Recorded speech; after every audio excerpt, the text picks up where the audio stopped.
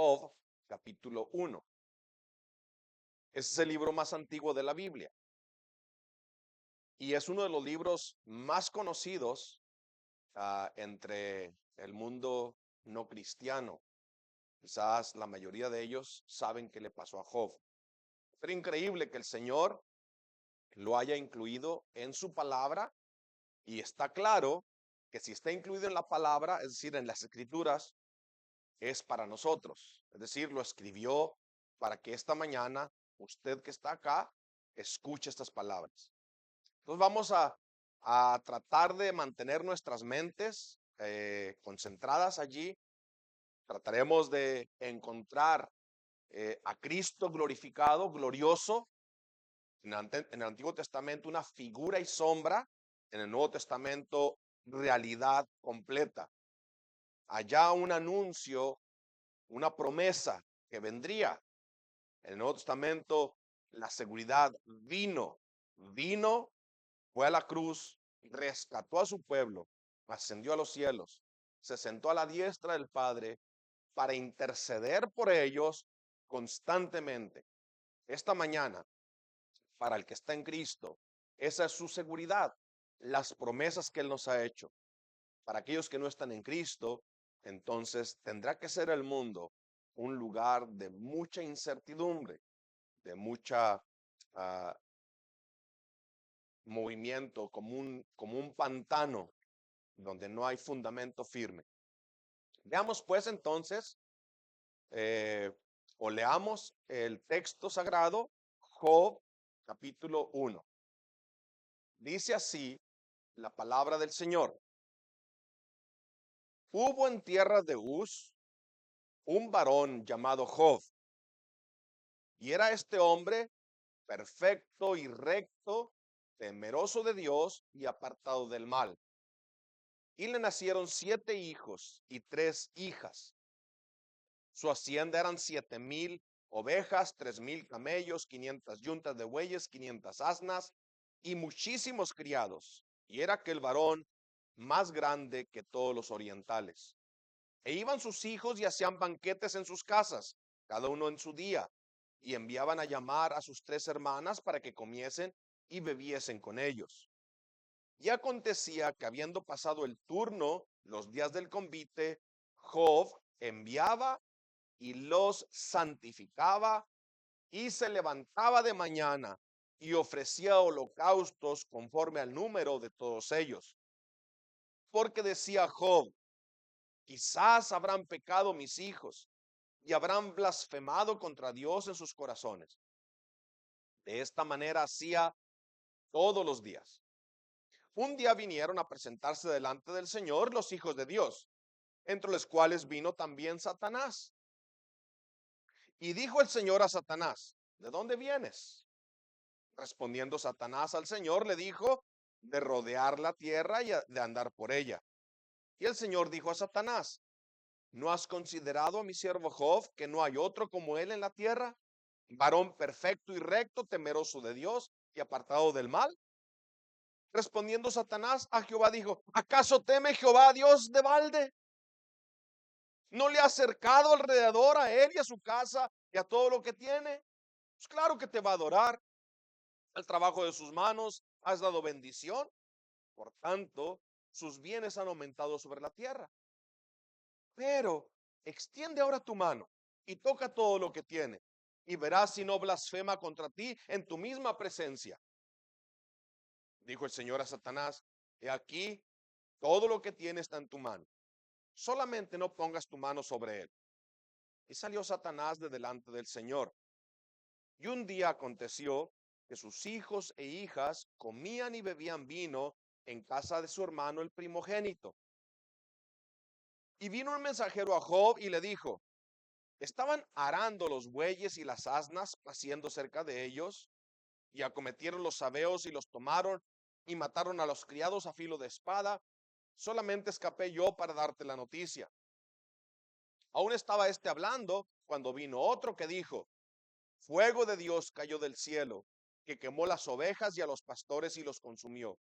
Solamente escapé yo para darte la noticia. Todavía estaba hablando y vino otro que dijo: los caldeos hicieron 3 escuadrones y arremetieron contra los camellos y se los llevaron y mataron a los criados a filo de espada y solamente escapé yo para darte la noticia.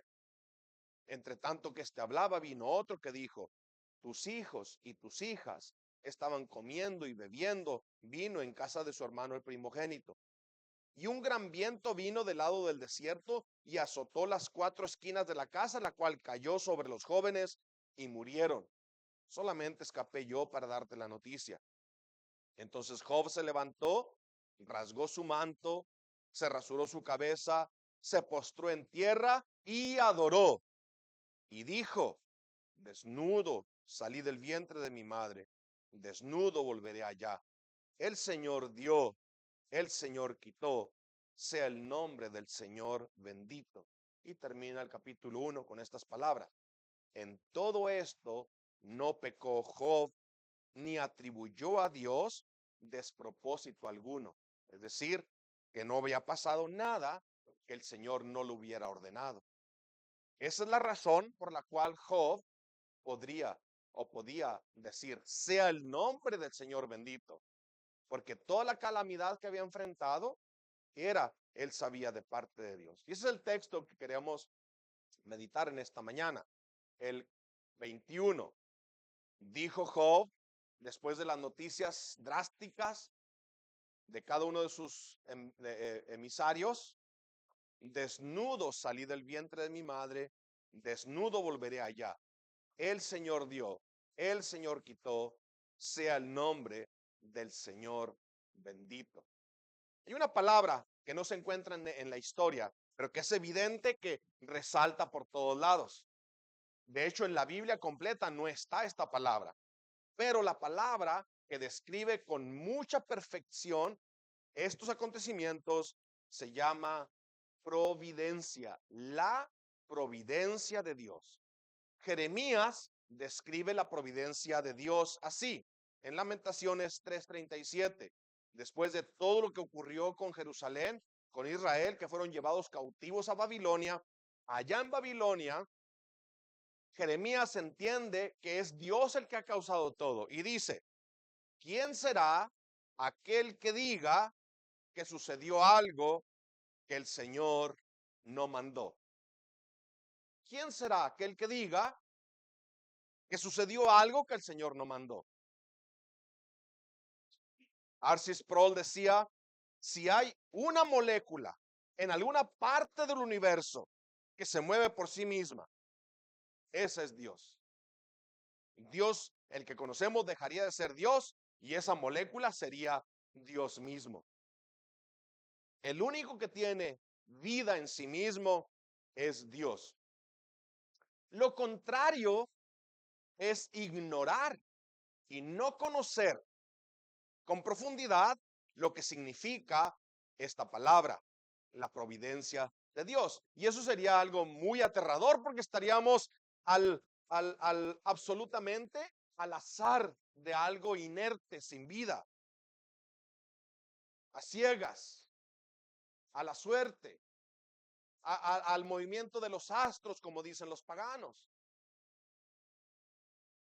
a rituales inventados por el hombre. El consuelo del cristiano es este.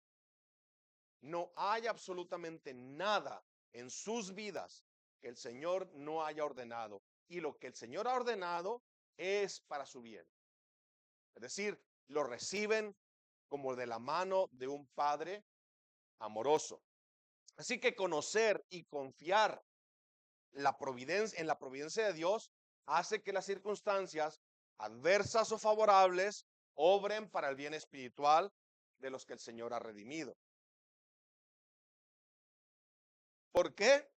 Porque Él se glorificará en todo. Para el creyente es descanso, es seguridad, es fortaleza. Pero el que ignora la providencia, cuando se enfrenta a la aflicción o cuando se enfrenta a la adversidad, esta adversidad hace brotar inmediatamente la idolatría en el corazón. ¿Por qué? Porque buscan sus propios medios. Buscan aplacar la ira de Dios como un ídolo pagano. ofrecen aquello que el Señor no les ha pedido, se frustran, se confunden, tiemblan, no entienden y en el peor de los casos murmuran y levantan su puño al cielo retando a Dios. ¿Por qué? ¿Por qué a mí? ¿Por qué a mí? Pero para el creyente, entender que el Señor tiene todo bajo control, todo está en sus manos. Dice Isaías 32:17, el efecto, lo que produce el conocimiento de la justicia, será paz. Y la labor de la justicia, la obra de la justicia, produce reposo y seguridad para siempre. Este es el Señor que nos ha rescatado. Él es el creador del universo. ¿Cómo podríamos desconfiar si no escatimó ni a su propio Hijo? ¿Cómo no nos dará con Él también todas las cosas? Pero, mis hermanos, si hay algo que inquieta el alma de un creyente, es su pecado.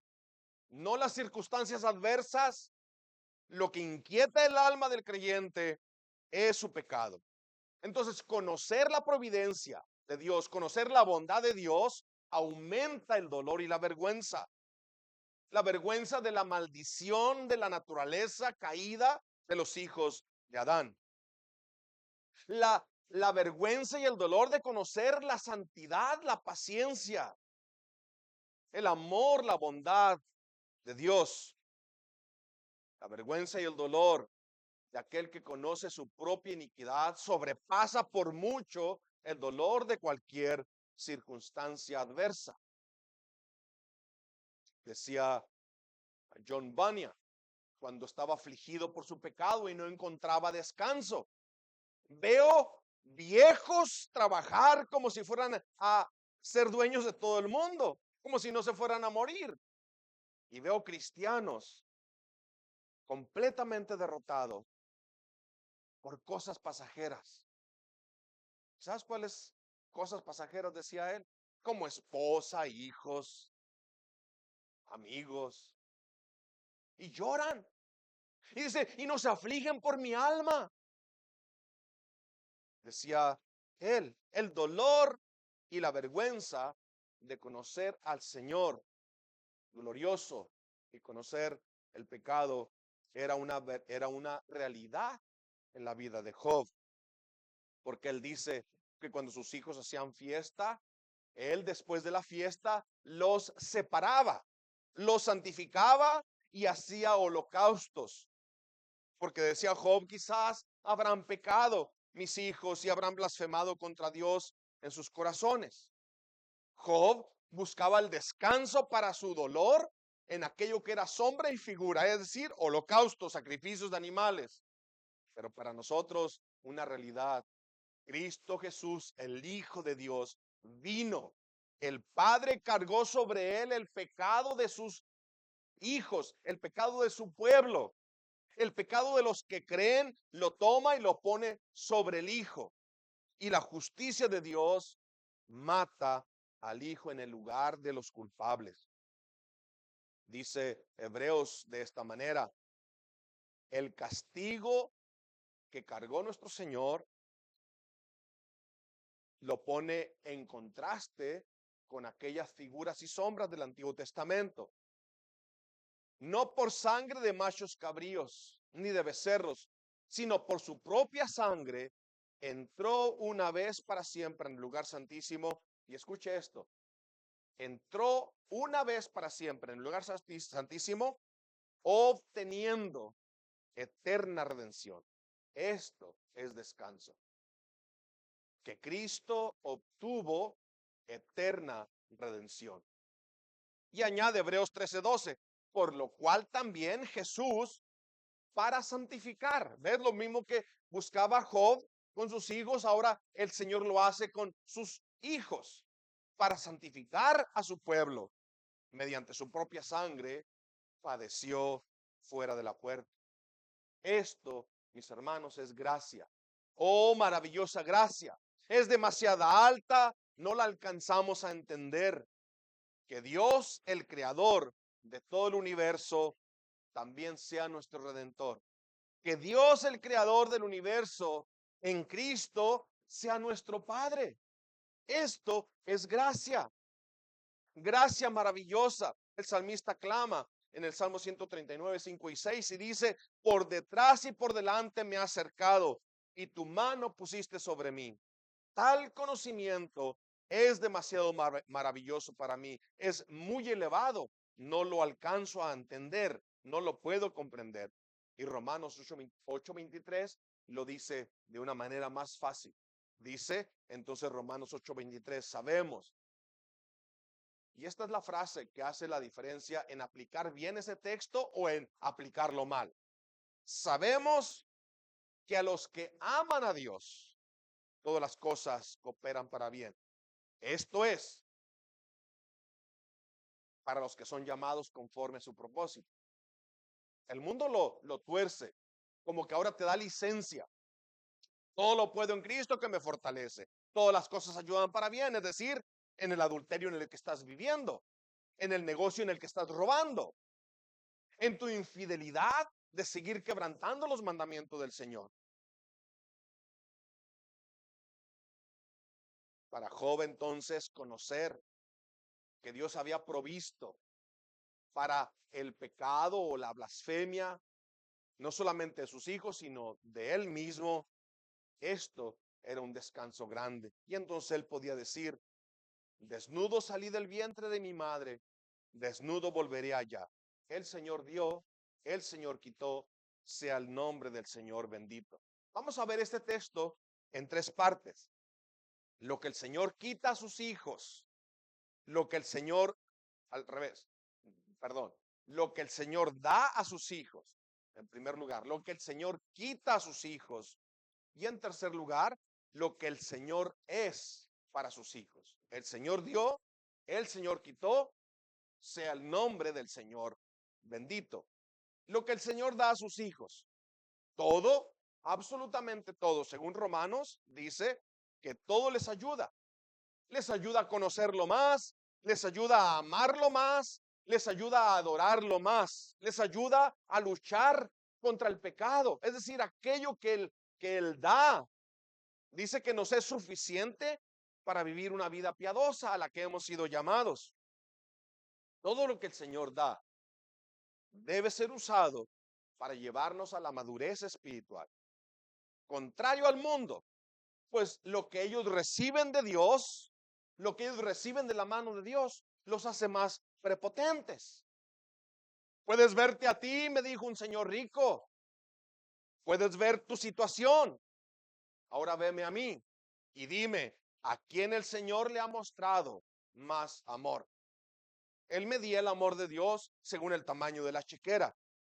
Pero para el salmista, Asaf, cuando él vio esto, él lo describe de esta manera en el Salmo 73, y les recomiendo que lo lean completo muchas veces, para que no caigan en el engaño de que si las cosas van bien económicamente, Dios te está mostrando amor. Quizás Dios lo que te está mostrando es su ira al dejar que te envuelvas en muchas cosas y ya no tengas tiempo para pensar en tu pecado y ya no tengas tiempo para venir buscando el perdón. El salmista dijo así: en cuanto a mí, dice el Salmo 73, 2 y 3, casi se deslizaron mis pies. Por poco resbalaron mis pasos porque tuve envidia de los arrogantes, viendo la prosperidad de los impíos. Y decía: ¿de qué me sirve a mí ir a la iglesia, apartar tiempo para el Señor y leer la Biblia y orar? ¿De qué me sirve si sigo teniendo problemas? El rico vive en sus anchas. Pero dice que cuando pensó, cuando se paró a meditar en todo esto, dice, fue duro trabajo, fue difícil para él, hasta, hasta que entrando en el santuario de Dios, comprendí el fin de ellos. Ciertamente los has puesto en deslizaderos. Su prosperidad es la rampa donde caerán derecho en las manos de un Dios airado. En asolamiento los harás caer. Y luego repite en el 22, 73, 22. Tan torpe era yo que no entendía. Era como una bestia delante de ti. Es decir, que aquel que no puede ver la grandeza de la gracia de Dios mostrada en Cristo, dice, es como una bestia. No entiende que Dios lo ha rodeado de gracia. Oh Señor, haznos entender. Ellos caminan ciegos a sus pecados. Ellos caminan ciegos a su necesidad urgente del perdón. Están cegados por la prosperidad. Ese es el castigo que el Señor ha traído sobre esta nación. La prosperidad y la búsqueda de ella tiene esclavizados a millones y millones y millones. ¿Puede el creyente ser tentado? Claro que sí. Dijo Asaf que era muy duro, era muy difícil pensar en esto. Que el impío prospera, mientras que el creyente sufre limitaciones. Pero el que ha encontrado el perdón en Cristo es llamado bienaventurado, es decir, es llamado un hombre feliz. ¿Por qué? Porque sus pecados han sido perdonados. Ese gozo es desconocido para el mundo. Ellos no saben, mis hermanos, lo que es ir a las Escrituras y encontrar que Cristo Jesús, por su sangre, nos limpió, escúchame bien, de todo nuestro pecado. Si esto no mueve tu corazón, ¿qué lo moverá? Esto es incalculable. Esto es más que las riquezas del mundo entero. El mundo entero camina ciego a la justicia de Dios. No entienden cuán grande es su culpa. Caminan ciegos a la bondad de Dios. No entienden que cada día que viven es porque Dios es paciente. Porque Dios no ha hecho un juicio al momento. Y se mueven y comen y respiran lo que el Señor les ha provisto y lo usan para rebelarse contra el Creador. ¿Qué le dio Dios a Job? Bueno, el texto sagrado nos dice que tenía riquezas abundantes, una familia grande, 7 hijos y 3 hijas, una familia grande, así como la de los puritanos. Los creyentes deben de tener muchos hijos, los impíos no deben de tener tantos. Esto es lo que usa el acusador y le dice, claro que te adora, pero la única razón por la que te adora es porque le has dado todo. Quítaselo y verás si no te maldice. ¿Y sabes tú que eso es cierto de la gran mayoría? Es decir, aquellos que buscan a Dios únicamente, exclusivamente por lo que Él puede darles. Pero a Él, sus ordenanzas, sus mandamientos, los desprecia. Estos son la mayoría. Y nosotros debemos de tener cuidado en la manera en que nos acercamos al trono. Porque en muchas de nuestras oraciones reflejan esta actitud. Dame, haz.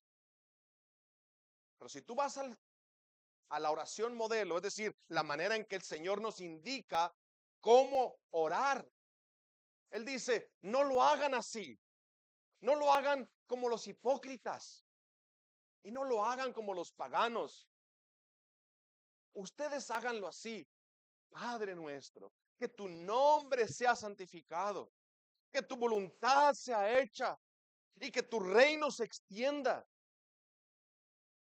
Y luego sigue con las más básico. Danos hoy nuestro pan de cada día. Perdónanos y líbranos, Señor, de los ataques del enemigo. ¿Puedes medir tus oraciones y ver si no es que le arrebatas el cetro de autoridad y te sientas en el trono y te conviertes en Dios de Dios? Y ahora le ordenas tú qué hacer y qué darte. Ahora tú eres el que está sentado en el trono, Él es tu siervo. cuando nos acercamos al trono debe ser adorar, que tu nombre sea santificado. Es decir, todo lo que representa sea tenido por santo. Pero, ¿qué le dio Dios a Job aparte de prosperidad? Bueno, le dio fe, gracia, le dio misericordia, le dio todo lo que Job necesitaba para buscarlo. Eso es evidente, porque en Job 13, 15 y 16, Job está resuelto. No hay absolutamente nada, nada que lo haga desistir en su búsqueda de aquel que es su Dios. Y dice, he aquí, aunque él me mate, en él voy a esperar. No obstante, defenderé delante de él mis caminos, pero al final de todo, él mismo será mi salvación. ¿Por qué? Porque no entrará en su presencia ningún impío.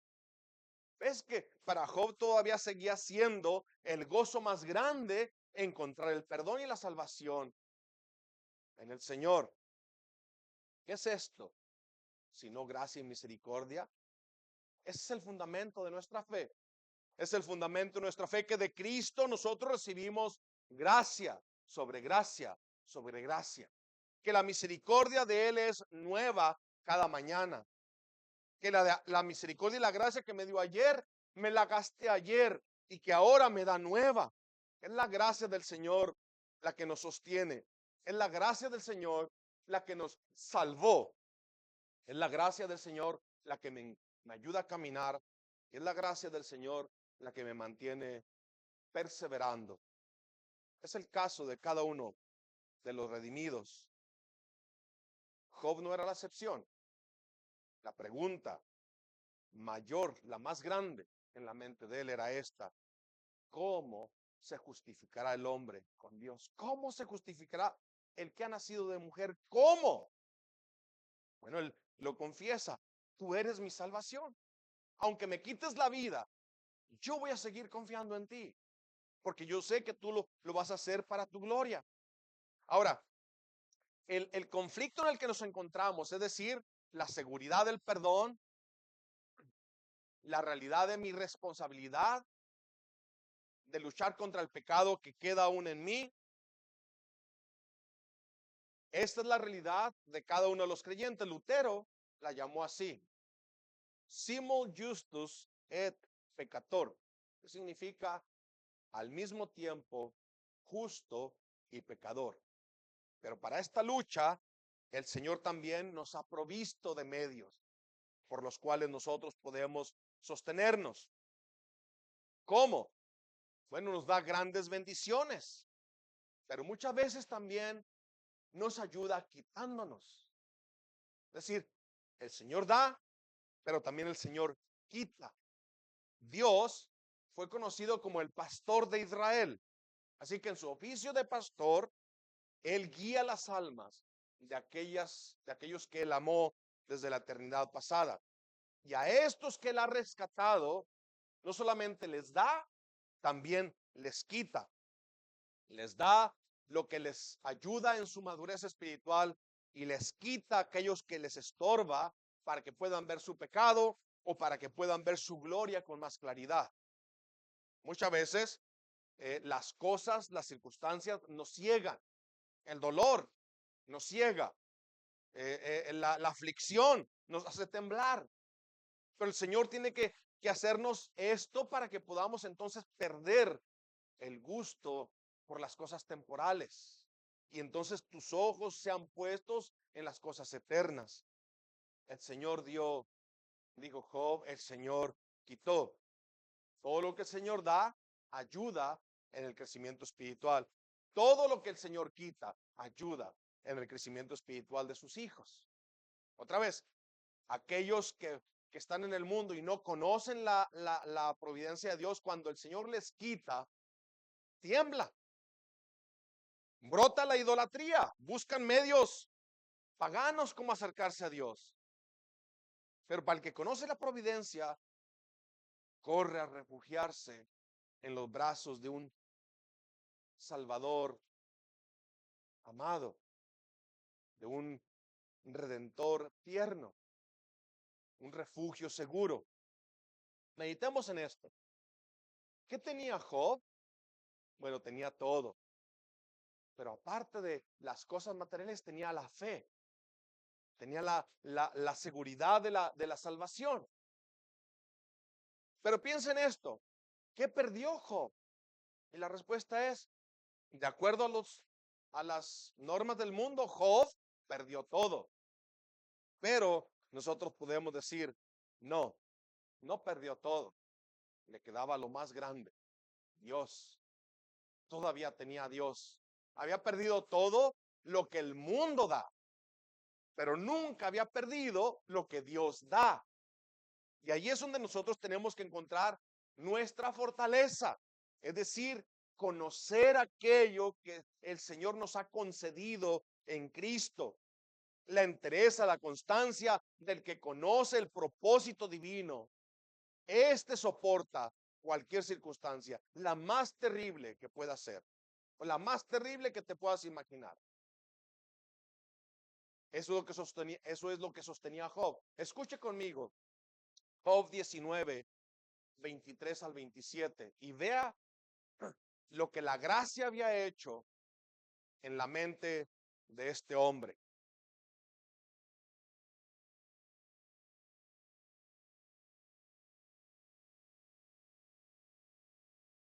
Dice Job 19, 23 al 27, ¿quién diera ahora que mis palabras fuesen escritas?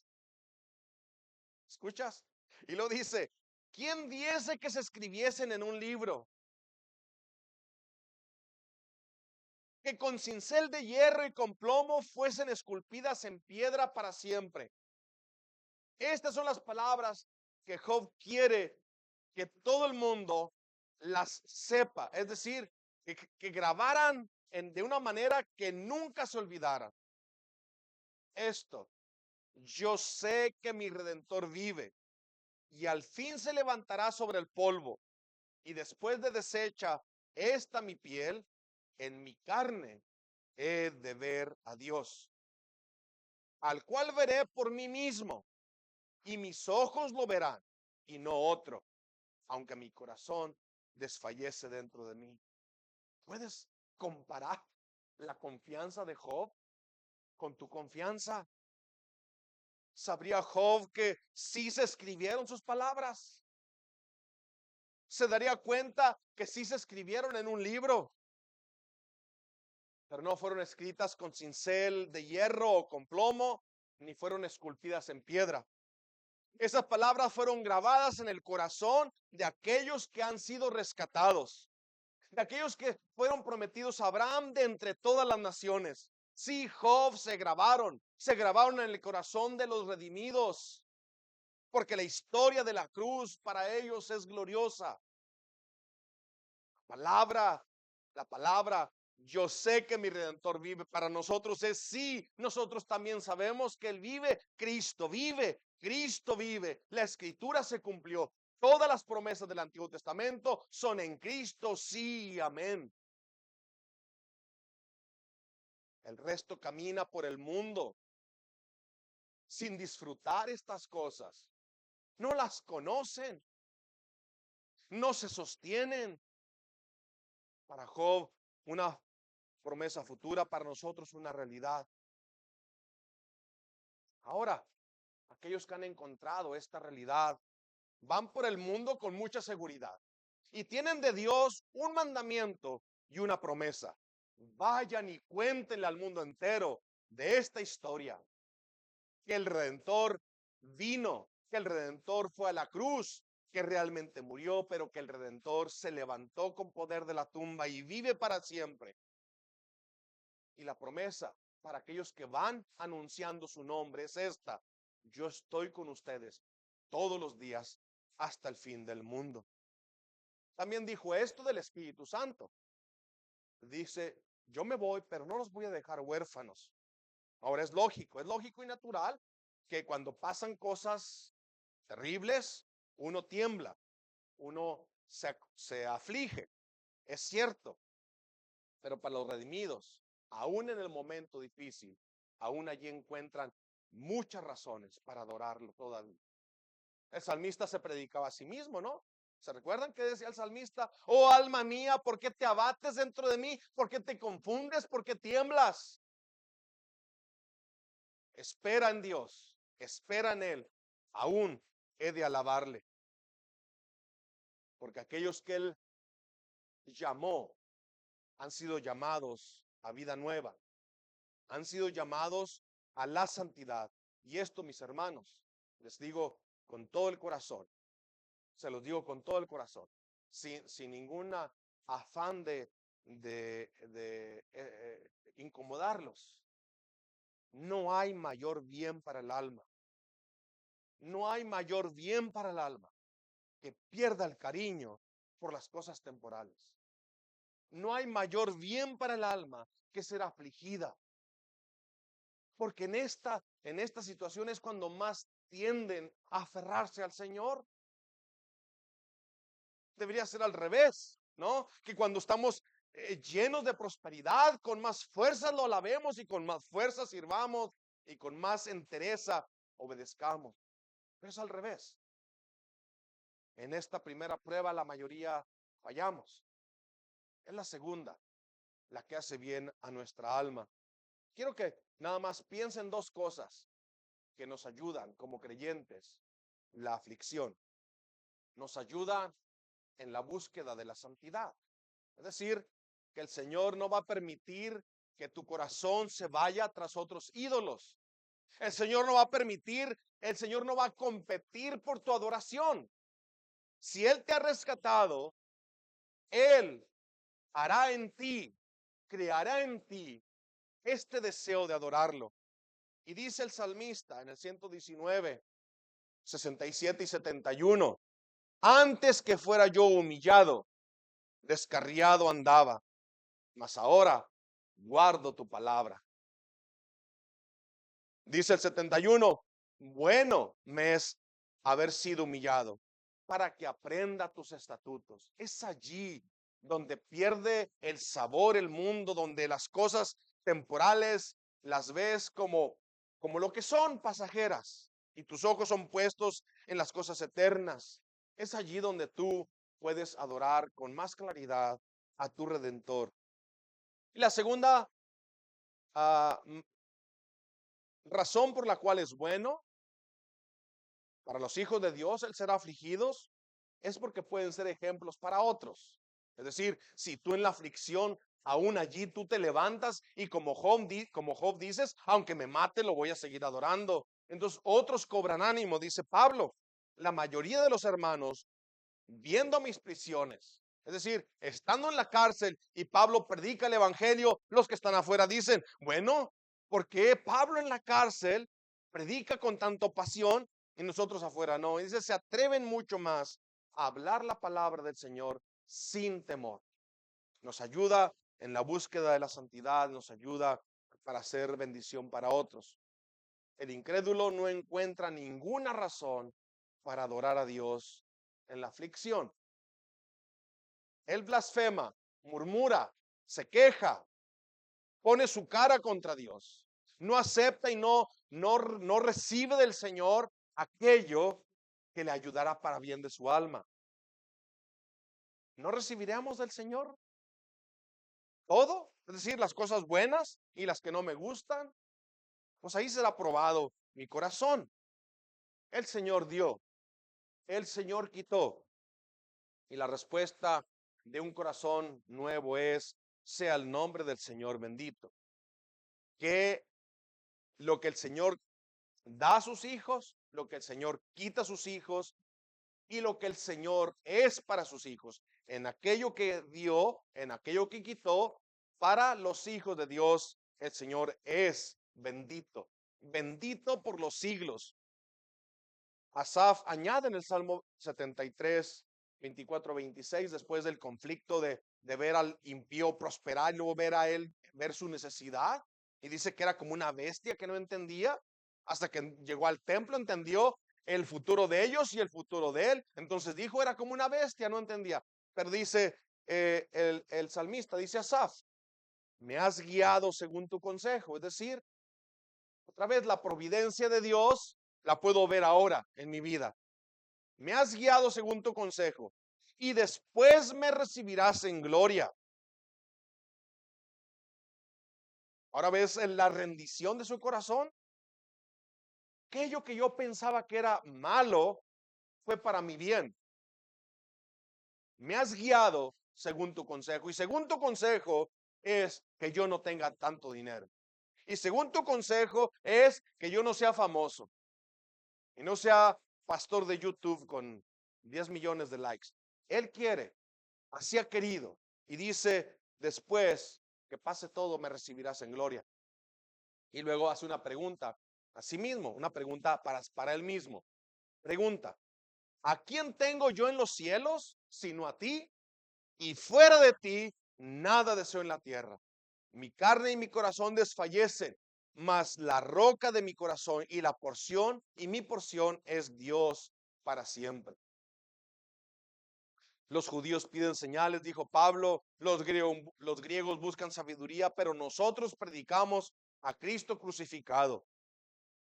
Para ellos tropezadero, para los gentiles locura, mas para los llamados, es decir, para los creyentes, Cristo es poder de Dios y es sabiduría de Dios. Todo lo que el Señor da, todo lo que el Señor quita a sus hijos, da fruto para la gloria del Padre. Nos dice la escritura de los discípulos del primer siglo, que sufrían con gozo el despojo de sus bienes, sabiendo que tenían una mejor y perdurable herencia en los cielos. Es decir, imagínate que el gobierno venga y luego te diga, tu casa no te pertenece más, es de este mi siervo, tú vas para afuera. Y ellos decían, gloria a Dios, así una cosa menos que preocuparme aquí en la tierra y pondré mis ojos en mi hogar celestial. Y sufrían, dice, con gozo. Es decir, no eran masoquistas. No es que les gustaba el sufrimiento. Lo que están diciendo aquí es que sus ojos estaban puestos allá. Y lo que estaba en la tierra perdía su valor. Sufrían con gozo por amor del nombre. ¿Qué es el Señor para sus hijos? Bendito. ¿Qué es el Señor para sus hijos? Todo. ¿Qué es el Señor para sus hijos? Es el Redentor. Es el Redentor de sus almas. Déjame insistir que primero que nada, el Señor para sus hijos es aquel que fue avergonzado para cubrir mi vergüenza, para cubrir la vergüenza de ellos. ¿Qué es el Señor para sus hijos? Aquel que fue molido siendo inocente para pagar la culpa de ellos. ¿Qué es el Señor para sus hijos? El que siendo la vida moría para librarlos de la muerte a ellos. ¿Qué es el Señor para sus hijos? El que siendo perfecto, inocente, se hizo pecado para que ellos fueran justificados delante de Dios. ¿Qué es el Señor para sus hijos? El que siendo amado del Padre se hizo maldición para que ellos fueran encontrados en paz con Dios por medio de Cristo. Vamos a terminar. Esa era la marca de los discípulos del Señor. ¿Sabes que esa debe ser la marca de los discípulos del Señor ahora? Más ahora que nunca. Ellos podrían enfrentar ejércitos, podían dejar sus vidas en las llamas, podían dejar sus vidas en el calabozo, pero nunca cerraban sus labios dando a conocer el glorioso evangelio de nuestro amado Salvador. Cuando no predicaban, oraban. El deseo era que su nombre fuera dado a conocer en todos los pueblos. El Señor dio, el Señor quitó, sea el nombre del Señor bendito. Esas palabras solo salen de los labios de un hombre como Job. El Señor lo describe así, un hombre perfecto y recto. Es decir, un hombre que exponía su corazón sin hipocresía, sin caretas, perfectamente. Ese soy yo. El que necesita perdón soy yo. Recto, perfecto y recto. Temeroso de Dios y apartado del mal. Es la marca, es el carácter de los que siguen a Jesucristo. Y ese carácter no se forja en un día. Dice el autor de Hebreos que aquellos que tienen los sentidos ejercitados en el discernimiento del bien y del mal. Dice otra vez, el alimento sólido es para los que han alcanzado madurez, para los que por el uso, tienen los sentidos ejercitados en el discernimiento del bien y del mal. Y dice Hebreos 12:11, es verdad, no estamos negando que ninguna disciplina al presente parece ser causa de gozo, sino de tristeza. Eso es lo normal. Pero para los hijos de Dios dice después, esto da fruto apacible de justicia. Y luego añade, en aquellos o en los que en ella han sido ejercitados. Fue el Señor quien dio todo a Job. Fue el Señor quien le quitó todo a Job. Y luego termina y dice, en todo esto no pecó Job, ni atribuyó a Dios despropósito alguno, sino que bendijo a Dios. Podemos decir, Job no perdió todo. Job tenía todo. Cristo, el unigénito Hijo del Padre, se hizo carne. El Padre tomó el pecado de su pueblo, lo cargó sobre él, clavándolo en la cruz, para que todo aquel que en él crea no se pierda, mas tenga vida eterna. Y añade Corintios, al que no conoció pecado, por nosotros hizo pecado, para que nosotros fuésemos hechos justicia de Dios en él. Esta es la riqueza que tenía Job, es la riqueza que tienes tú si estás en Cristo. Lo conoces, estás en él, descansas en él. Bueno, si no estás en él, pero has oído su voz esta mañana, te ruego que no hagas duro tu corazón. Esta puede ser la última invitación que escuches. Quizá mañana no haya otra vez alguien que te diga, ven a Cristo, descansa en Cristo. Él en su gran paciencia nos da, Él en su gran paciencia nos quita. Él sabe lo que nos estorba, Él sabe lo que nos ayuda. Dios nos da, Dios nos quita.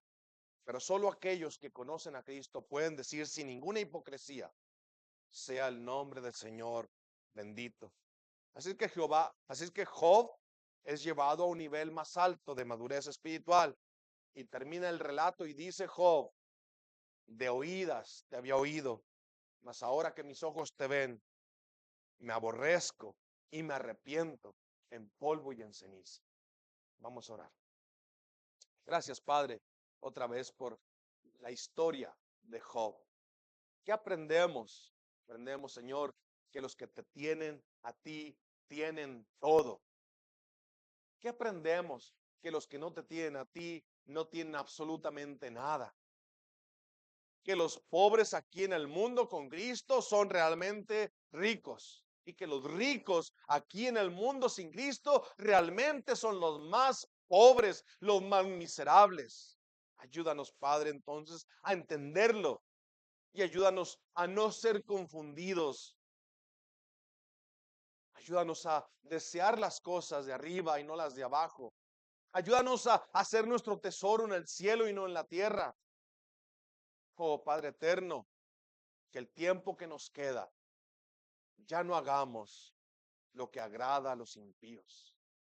Ayúdanos pues a vivir para ti.